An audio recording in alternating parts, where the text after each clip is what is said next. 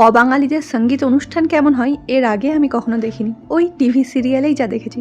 যাই হোক, নিজের মতন করে রেডি হয়ে নিচ্ছি। কীরকম ড্রেস পরবো আমি বুঝতে পারছিলাম না। আজকেই অনেকটা জার্নি করে এসেছি, তাই একটা সালোয়ারই পরে নিয়েছি।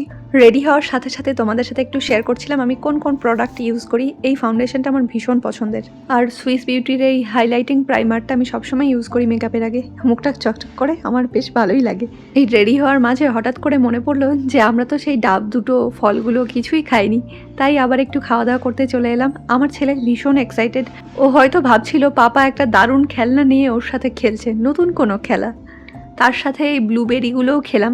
আমার কিন্তু টেস্ট খুব একটা ভালো লাগেনি, আমার ছেলে বেশ কিছু খেয়েছে।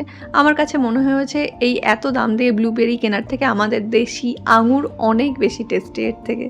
যাই হোক, আমি জেহানকে রেডি করে দিলাম আর ওর বাবাও রেডি হয়ে গেল।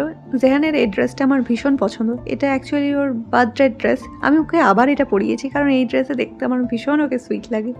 ওদেরকে পাঠিয়ে আমি আমার বাকি মেকআপটা আবার শুরু করে দিয়েছি। ওরা থাকলে সত্যি ভালো করে সাজগোজ করা হয় না আমার।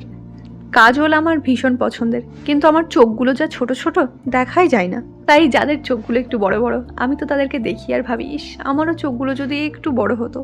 যাই হোক, আমি একদমই রেডি, কেমন লাগছে জানিও। আর আমি আমার লিপস্টিকটা শেয়ার করছিলাম, আমি এই লিপস্টিকটাই পরেছি, এটা একদমই স্মাচ প্রুফ, চাইলে তোমরাও একবার ট্রাই করতে পারো। আমরা সবাই রেডি হওয়ার পর নিচে গিয়ে দেখছি এখনও প্রোগ্রামই শুরু হয়নি, আর আমার ছেলে এর মধ্যে খেলাধুলো করে এখানে ওখানে বসে জল ফেলে নিজের ড্রেসটাকে ভিজিয়েছে। তো কি করব, ও ড্রেসটাকে চেঞ্জ করে দিলাম, কিন্তু তারপরেও এভাবে খেলছে। ওকে আর বাধা দিইনি, ও খুশি থাকুক, না কাঁদুক, ব্যাস এটাই আমার চাওয়া।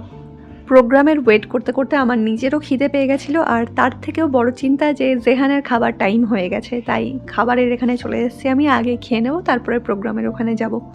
কিন্তু এখানে এসে জেহানকে খাওয়ানোর মতন আমি তেমন কিছুই খুঁজে পাচ্ছিলাম না। এই সাদা ভাত আর রুটি ওকে খাইয়েছি, আর এখান থেকে একটা গোলাপ জামুন ওকে খাইয়েছি। খাওয়াতে গিয়ে বুঝলাম এটা আদতে গোলাপ জামুন নয়, এটার নাম হচ্ছে বালুশাই। আর এই যে আমার প্লেট, আমি সব কিছুই অল্প অল্প করে নিয়েছি, সব কিছুই ট্রাই করে দেখছি, কারণ নতুন খাবার আমাকে তো ট্রাই করতেই হবে। যাই হোক, দেখা হচ্ছে পরের ভিডিওতে। ভালো লাগলে একটা লাইক করবেন আর আমাকে ফলো করবেন অবশ্যই।